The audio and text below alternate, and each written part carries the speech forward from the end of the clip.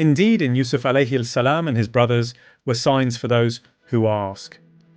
We are drawn to stories of triumph, of the underdog rising. But what if the journey to greatness began in the deepest pit of despair?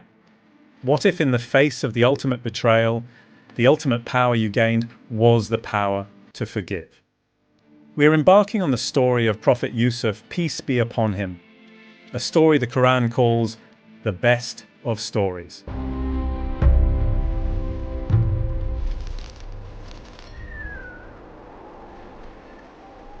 We are embarking on the story of Prophet Yusuf, Joseph, peace be upon him, a story the Quran calls the best of stories. Today we'll answer some profound questions.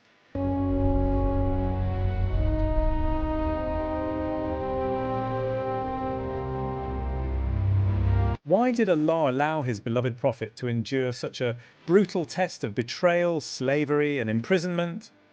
What is the true power of a dream, and how can we learn to interpret the signs in our own lives? And most importantly, how do we, as believers, find the strength for absolute forgiveness when the opportunity for revenge is finally in our grasp?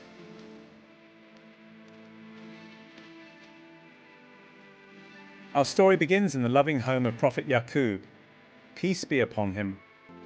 Yaqub, peace be upon him, was blessed with 12 sons, but his heart held a special, deep affection for the youngest, Yusuf. One night, young Yusuf runs to his father with a shining face.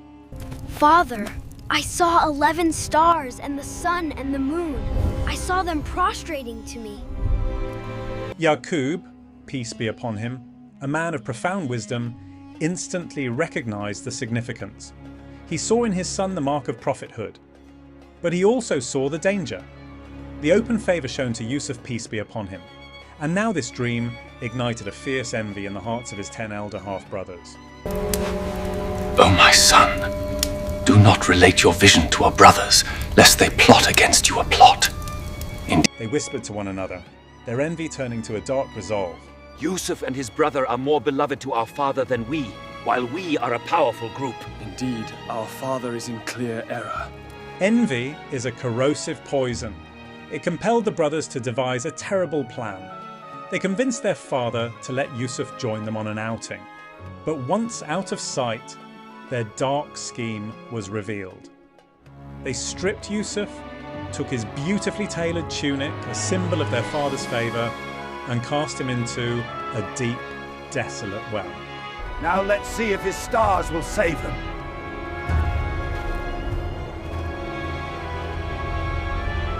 They smeared tunic with false blood and returned to their father that night, feigning distress. Oh, our father! Indeed, we went off racing with one another and left Yusuf with our possessions. The father, Yaqub, shattered but not broken, recognized the lie, uttering his famous line of absolute reliance on Allah. Patience is most fitting, and Allah is the one sort of help against that which you describe. Allah's plan was already in motion. A passing caravan spotted Yusuf in the well and rescued him, not as a free man, but as a piece of valuable merchandise. He was transported to Egypt and sold for a paltry price to the al-Aziz, the minister or chief officer of Egypt. Yusuf grew from a boy into a man of striking handsomeness, intellect, and profound piety. But his next great test was not physical, it was a fiery trial of the soul.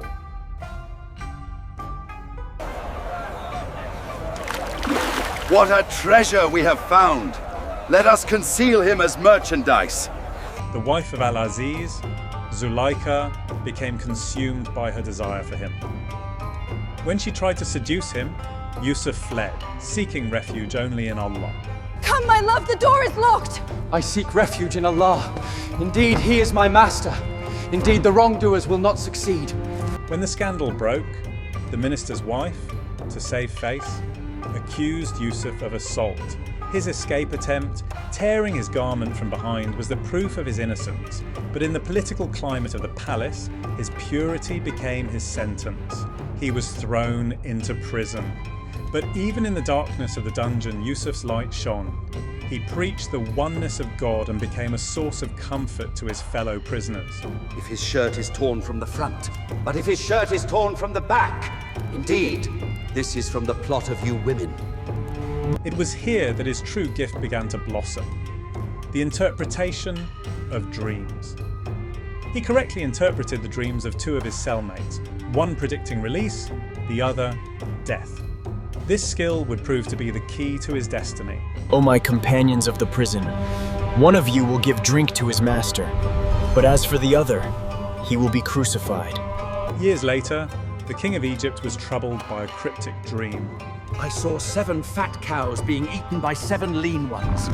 O assembly, advise me concerning my vision. The court magicians and advisors were stumped. Suddenly, the former cellmate, who was released, remembered Yusuf. Yusuf was brought before the king and immediately, without hesitation, delivered a precise and critical interpretation. You will plant for 7 years consecutively. Then will come after that 7 hard years, which will consume what you saved for them. His solution was genius, a massive, organized effort of storage and resource management. The king, recognizing his wisdom and administrative prowess, declared, Indeed, today you are to us established and trusted. Yusuf was placed in charge of the entire treasury and food supply of Egypt. From the bottom of the well to the depths of the prison, Allah had raised him to the pinnacle of power. The famine that Yusuf predicted swept across the lands, even reaching his homeland. His brothers journeyed to Egypt, seeking relief. They appeared before the mighty minister, Yusuf, but they did not recognize him. Yusuf, however, recognized them immediately. O prominent officer, adversity has touched us. The story culminates in the moment of truth. Yusuf reveals his identity. The brothers, humiliated, admit their error. Do you know what you did to Yusuf and his brother in your ignorance? Certainly Allah has preferred you over us. And indeed, we have been sinful wrongdoers. Yusuf had every right to take revenge. He held the power of life and death, famine and fortune, but this is where the best of stories reaches its climax, the ultimate act of mercy. No blame will there be upon you this day. May Allah forgive you, and He is the most merciful of the merciful. The story of Yusuf concludes with the arrival of his entire family and the fulfillment of his childhood dream. O my father, this is the interpretation of my dream of old. My Lord has made it reality. If you are currently struggling through a trial, remember Yusuf. Your dream, your ultimate purpose, may only be visible after you've navigated the well and the prison of your life. Trust the process. The power of patience pounds. The virtue of forgiveness. If this story moved you, please like and subscribe for more deep dives into the lives of the prophets. Which story should we explore next? Let me know in the comments below. Like, share, subscribe. What story next?